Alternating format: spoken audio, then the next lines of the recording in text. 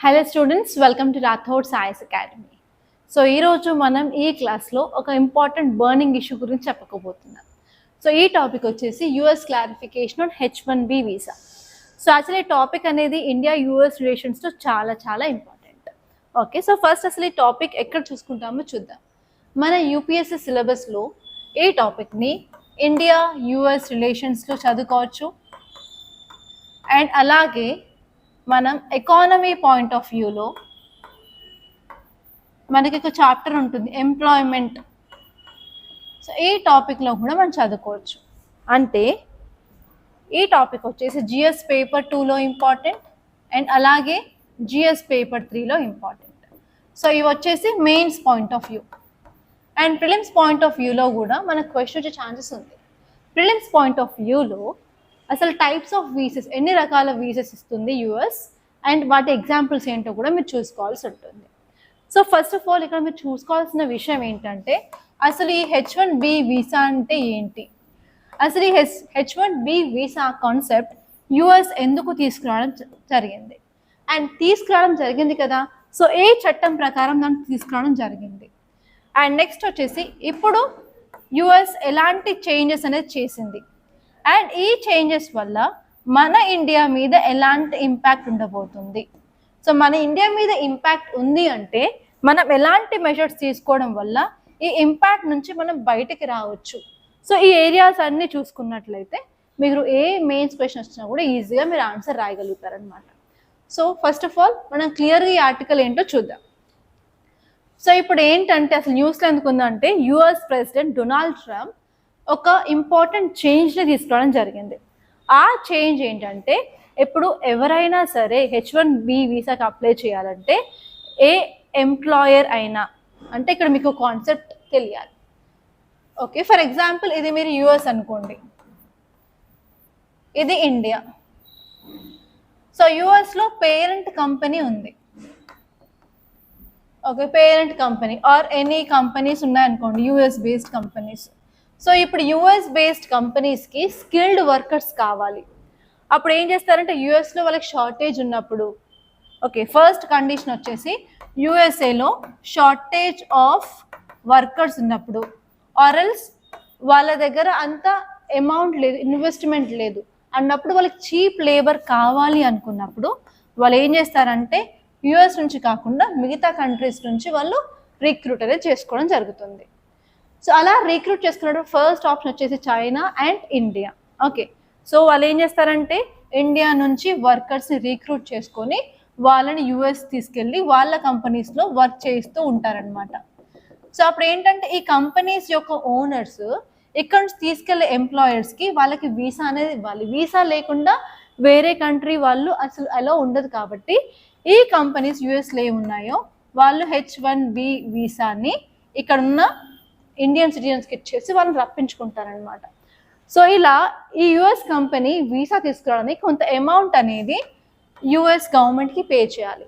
So ఇంతకుముందు around $4,500 ఉండేది.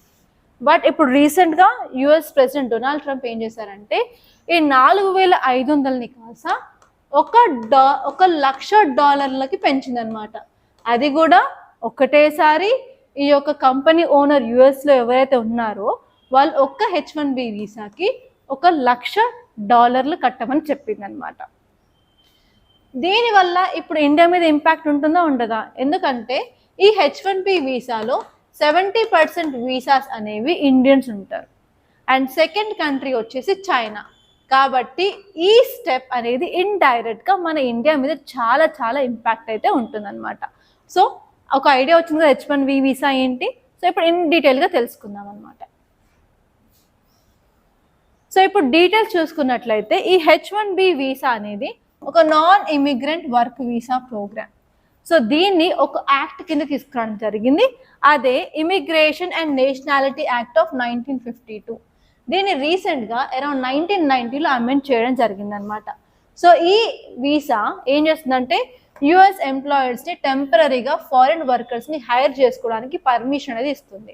So వాళ్ళకి హై స్కిల్డ్ వర్కర్స్ కావాలన్నప్పుడు, ఎస్పెషల్ చీప్ లేబర్ కావాలి అనుకున్నప్పుడు ఈ యొక్క ఎంప్లాయర్స్ అంటే ఓనర్స్ ఎవరైతే ఉన్నారో H1B వీసా ఇచ్చేసి మిగతా కంట్రీస్ నుంచి స్కిల్డ్ వర్కర్స్ని తీసుకురావడం జరుగుతుంది అనమాట. ఎస్పెషలీ సాఫ్ట్వేర్ ఇంజనీర్లు, డేటా సైన్స్ అనలిస్టులు, ఐటీ కన్సల్టెన్సీ వాళ్ళు, మెడిసిన్ సంబంధించిన వాళ్ళు అండ్ ఇంజనీరింగ్ సంబంధించిన వాళ్ళకి అరౌండ్ 70 నుంచి 80% ఆఫ్ అప్రూవల్స్ అనేది వస్తాయన్నమాట. వీళ్ళకి H1B వీసా అనేది ఇవ్వడం జరుగుతుంది. సో నార్మల్గా అసలు యూఎస్ ఎన్ని రకాల వీసాస్ వస్తుందో తెలుసుకోవాలి కదా ఫస్ట్ H1B వీసా కంటే ముందు. సో నార్మల్గా యూఎస్ఏలో డిఫరెంట్ టైప్స్ ఆఫ్ వీసాస్ అనేవి ఉంటాయి. అవి ఏంటంటే ఫస్ట్ వచ్చేసి విజిటర్ వీసా. విజిటర్ వీసా ఏం లేదండి, ఇక్కడ రాస్తాను B1 ఆర్ B2 వీసా అని విజిటర్ వీసా. ఎవరైనా సరే మీరు టూరిస్ట్ లాగా విజిట్ చేయాలనుకున్నప్పుడు ఈ విజిటర్ వీసాకి అప్లై చేయాల్సి ఉంటుంది. అండ్ నెక్స్ట్ వచ్చేసి స్టూడెంట్ వీసా. ఇందులో మనకి F1 వీసా ఉంటుంది, M1 వీసా ఉంటుంది. అండ్ వర్క్ వీసా వచ్చేసి H1B వీసా ఉంటుంది, L1 visa, O visa and P visa. And అదే కాకుండా ఇమిగ్రెంట్ వీసాస్ ఉంటాయి. అండ్ ఇన్వెస్టర్స్ వీసా, ఎవరైనా సరే యూఎస్ ఇన్వెస్ట్ చేయాలనుకున్నప్పుడు వాళ్ళకి ఇచ్చే వీసాని EB5 వీసా అని అంటాము అండ్ E2 వీసా అంటాము. సో మనకు వచ్చేది వర్క్ వీసాలో 4 రకాలు: H1B visa, L1 visa, O visa and P visa. ఈ టైప్స్ ఆఫ్ వీసాస్లో కూడా యూపీఎస్సీ క్వశ్చన్ అడిగే ఛాన్స్ అయితే ఉన్నాయి. సో మీరు కంపల్సరీ గుర్తుపెట్టుకోవాలన్నమాట. ఓకే, ఇప్పుడు మనం ఇన్ డీటెయిల్గా ఈ ఆర్టికల్ ఏంటి చూద్దాం.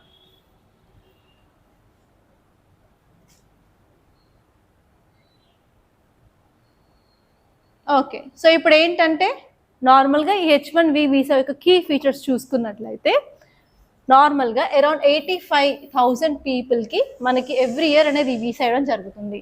సో 85,000లో నార్మల్గా 65,000 జనరల్ వాళ్ళకి ఇస్తారు, అరౌండ్ 20,000 అక్కడ ఎడ్యుకేషన్ కంప్లీట్ అయిన వాళ్ళకి ఇవ్వడం జరుగుతుంది అనమాట. అండ్ నెక్స్ట్ వచ్చేసి నార్మల్గా ఇనిషియల్గా 3 years ఆఫ్ డ్యూరేషన్ ఉంటుంది, దాన్ని అరౌండ్ 6 years వరకు మనం ఎక్స్టెండ్ చేసుకోవచ్చు ఒకసారి H1B వీసా వచ్చిన తర్వాత. దాని తర్వాత మనం గ్రీన్ కార్డ్ కోసం అప్లై చేసుకోవచ్చు అనమాట. అండ్ అది కాకుండా ఇక్కడ మీరు చూసుకున్నట్లయితే కంపెనీస్ అనేవి డైరెక్ట్గా వాటి యొక్క ప్రైస్ని పే చేయడం జరుగుతుంది అనమాట. ఇట్ ఈస్ అరౌండ్ $4,500 ఉంటుంది. ఇప్పుడు దాన్ని $1,00,000 కింద పెంచడం జరిగింది.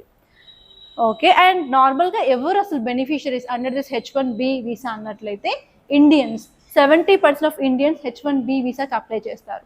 అండ్ నెక్స్ట్ కంట్రీ వచ్చేసి చైనీస్, అరౌండ్ 10 to 15% అనమాట.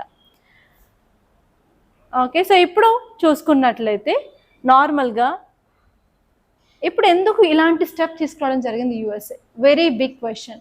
సో క్వశ్చన్ వచ్చేసి ఏంటంటే మన technology firms like Amazon, Infosys, TCS వాళ్ళన్నీ ఏం చేస్తారంటే కొన్ని అర్జెంట్ మెమోస్ అనేది పంపించడం జరిగింది.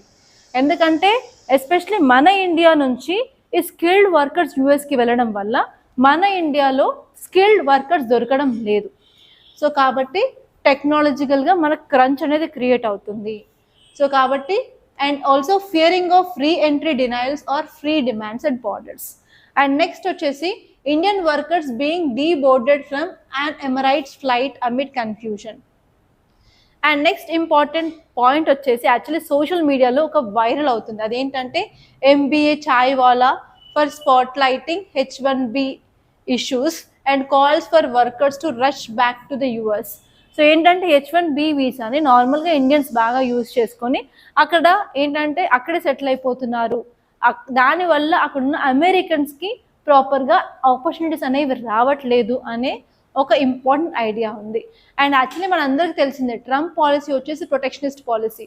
అంటే వాళ్ళ యొక్క అమెరికన్ కంపెనీస్ వాళ్ళ యొక్క అమెరికన్ సిటిజన్స్ని బాగుపరచాలి, వాళ్ళని ప్రొటెక్ట్ చేయాలనే విధంగా కూడా ఇలాంటి ఒక డెసిషన్ అనేది తీసుకోవడం జరిగింది. అండ్ నెక్స్ట్ ఇంపార్టెంట్ పాయింట్ చూసుకున్నట్లయితే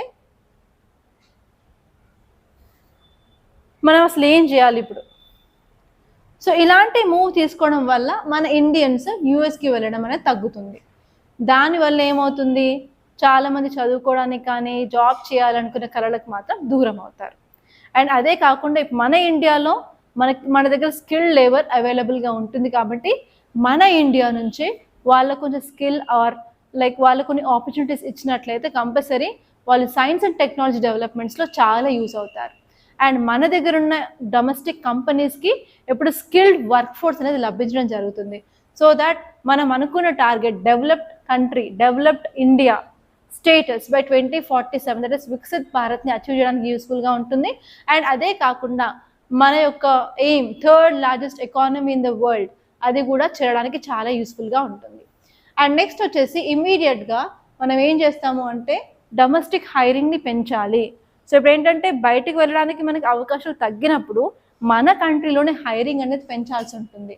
అదే కాకుండా మనకు కావాల్సిన స్కిల్స్ ఇంకేమైనా లోటుపాట్లు ఉంటే మాత్రం వాళ్ళకి ట్రైనింగ్ ప్రోగ్రామ్స్ లాంటివి ప్రొవైడ్ చేసేసి వాళ్ళకి అనేది స్కిల్ అనేది ప్రొవైడ్ చేయాలి. అండ్ నెక్స్ట్ వచ్చేసి మనం ఏంటంటే ఆఫ్ షోర్ హైబ్రిడ్స్ని చూసుకుంటూ అలాగే మన ఇండియాలోనే హైరింగ్ ప్రాసెస్ని కొన్ని చేంజెస్ అనేది తీసుకురావడం జరగాలి. అండ్ నెక్స్ట్ ఇంపార్టెంట్ పాయింట్ వచ్చేసి మనం ఏంటంటే మినిమైజ్ ట్రావెల్. అసలు యాక్చువల్లీ యూఎస్కి వెళ్ళడానికి ట్రావెల్స్ థింగ్స్ కూడా తగ్గించాల్సి ఉంటుంది. ఎందుకంటే మనకు అసలు అన్సర్టనిటీ ఉంది, అక్కడికి వెళ్ళిన తర్వాత కూడా we can get hiring or not అన్నట్టు. అండ్ నెక్స్ట్ ఇంపార్టెంట్ వచ్చేసి మనం ప్రాపర్గా అప్డేట్స్ అనేది పీపుల్కి ఇస్తూ ఉండాలి. అండ్ అదే కాకుండా లాంగ్ టర్మ్లో మనం యూఎస్తో బయలాటరల్ టాక్స్ చేయడం వల్ల కూడా కొంత అడ్వాంటేజ్ అనేది ఉంటుంది. ఓకే, సో ఇలా మనం కొన్ని వే ఫార్వర్డ్ కొన్ని మెషర్స్ అనేది తీసుకోవడం చేయాలన్నమాట. చేసిన తర్వాత so that we can address this. But దీనివల్ల కొన్ని నెగిటివ్స్ కూడా ఉన్నాయి, పాజిటివ్స్ కూడా ఉన్నాయి. బట్ ఏది జరిగిన మన మంచి కోసమే అన్నట్టు we have to warn the people about what is happening and వాళ్ళకి ఎలాంటి కెరీర్ ఆప్షన్స్ ఉన్నాయి మన ఇండియాలో అన్నట్టు కూడా గవర్నమెంట్ అనేది కొన్ని అప్డేట్స్ ఇస్తూ ఉండాలి. ఎస్పెషల్లీ అవేర్నెస్ అనేది కంపల్సరీ సిటిజన్స్కి తీసుకురావడం వల్ల సో ఫ్యూచర్లో వాళ్ళ నెగిటివ్ ఇంపాక్ట్ ఫేస్ చేసినట్లయితే వాటి నుంచి బయటపడడానికి యూస్ఫుల్గా ఉంటుంది. సో ఈ వీడియో చాలా హెల్ప్ఫుల్గా ఉంటుంది అనుకుంటున్నాను. Thank you so much guys. మన ఈ ఛానల్ ఉషా మ్యామ్ రాథోడ్ సాయిస్ ఛానల్ని సబ్స్క్రైబ్ చేసుకోండి. అండ్ అలాగే తెలుగు ఛానల్ కూడా క్రియేట్ చేసాము, Telegram channel. So you can join in that channel. ఆ ఛానల్ యొక్క లింక్ని డిస్క్రిప్షన్ బాక్స్ చేయడం జరిగింది. సో ఆ ఛానల్లో ఎవ్రీడే అప్డేట్స్ అనేది నేను ప్రొవైడ్ చేస్తూ ఉంటాను. Thank you so much guys for watching.